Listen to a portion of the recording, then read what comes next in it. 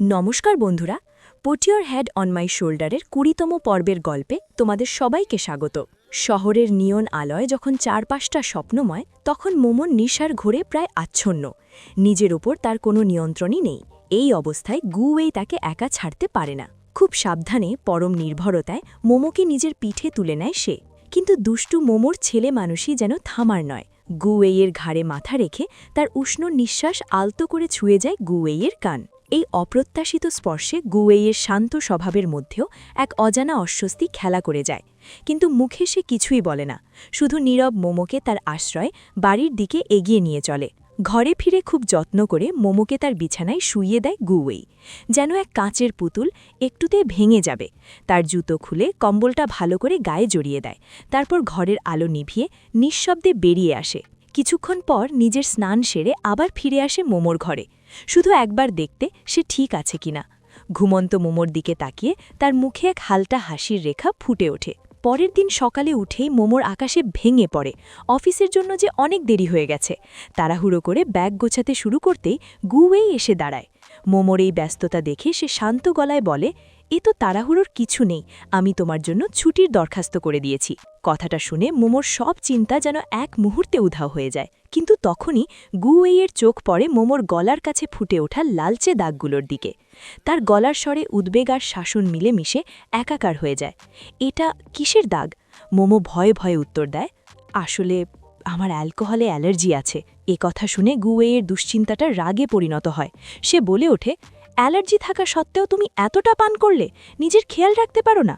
মোমো তখন ছোট বাচ্চার মতো গুওয়েইয়ের হাত ধরে আবদার করে বলে, আমি ইচ্ছে করে করিনি, প্রমিস, আর কখনো এমন হবে না।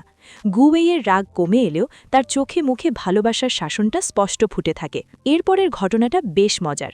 মোমো ব্যালকনিতে কাপড় মেলতে গিয়ে দেখে গুওয়েইয়ের একটা অন্তর্বাস নিচে পড়ে আছে। ছেলে মানুষই সরলতায় মোমো সেটা ধুতে শুরু করে, আর ঠিক সেই মুহূর্তেই গুওয়েই সেখানে এসে হাজির। নিজের ব্যক্তিগত জিনিস এভাবে মোমোর হাতে দেখে লজ্জায় তার কান লাল হয়ে ওঠে। সে প্রায় ছোঁ মেরে জিনিসটা কেড়ে নেয়। মোমো তার এই বিব্রত অবস্থা দেখে হেসে ফেলে আর বলে, এতে লজ্জা পাওয়ার কি আছে? আমি তো আমাদের বাড়ির সবার কাপড়ই ধুই। এই মিষ্টি ঝগড়ার মাঝেই মোমো বলে বসে, আমার কাছে তুমি আর আমার ভাইয়ের মধ্যে কোনো ডিফারেন্স নেই। এই কথাটা যেন একটা ধারালো তীরের মতো এসে বেঁধে গুওয়েইয়ের বুকে। সে কিছু না বলে হঠাৎ করে মোমোকে কোলে তুলে নেয় আর ঘরের দিকে এগোতে থাকে। দরজা বন্ধ করে সে মোমোকে বিছানায় নামিয়ে দিয়ে বলে, তোমাকে আজ আমি ভাই আর প্রেমিকের তফাতটা বোঝাবো। গুওয়েই ধীরে ধীরে মোমোর দিকে এগোতে শুরু করে, আর মোমোর বুকের ভেতরটা ভয়ে কাঁপতে থাকে। কিন্তু ঠিক সেই রোম্যান্টিক মুহূর্তে তাদের নতুন রোবট ক্লিনারটা কথা বলে ওঠে আর পুরো মুহূর্তটার 12টা বাজিয়ে দেয়। কিছুদিন পর মোমোর বন্ধুরা তাকে ধরে বসে গুওয়েইয়ের থেকে লাঞ্চের ট্রিট চায়। গুওয়েই তাদের জন্য এক এলাহি খাবারের আয়োজন করে।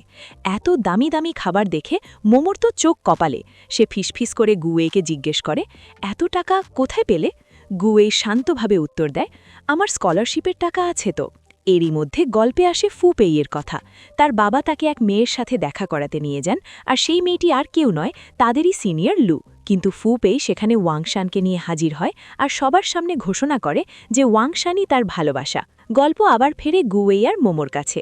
ভার্সিটিতে গুওয়েইয়ের গ্র্যাজুয়েশন থিসিস প্রেজেন্টেশন। মঞ্চের ওপর দাঁড়িয়ে থাকা গুওয়েইকে আজ যেন আরও বেশি উজ্জ্বল আর আত্মবিশ্বাসী লাগছিল। দর্শকের আসনে বসে মোমোর চোখে ছিল মুগ্ধতা আর ভালোবাসা। প্রেজেন্টেশন শেষে সে গুওয়েইকে উদ্দেশ্য করে একটা ফ্লাইং কিস ছুড়ে দেয়। গুওয়েইয়ের মুখেও ফুটে ওঠে এক মিষ্টি হাসি। প্রেজেন্টেশন শেষে মোমোর বন্ধুরা আবার তাকে খেপাতে শুরু করে। একজন বলে ওঠে, শুনলাম ল্যাবে নাকি এক সুন্দরী সিনিয়র আছে, গুওয়েই আজকাল তার সাথেই বেশি সময় কাটাচ্ছে। এই কথা শুনে মোমোর মুখে চিন্তার ছাপ স্পষ্ট হয়ে ওঠে। তার বন্ধুরা তাকে আরও উত্ত্যক্ত করে বলে, কি হলো, মনে হচ্ছে তোমার মনে একটা চ্যালেঞ্জ এসে গেছে। মোমোর এই মিষ্টি জেলেসি আর গুওয়েইয়ের প্রতি তার অধিকার বোধের সুন্দর মুহূর্তটা দিয়েই শেষ হয় আমাদের আজকের গল্প।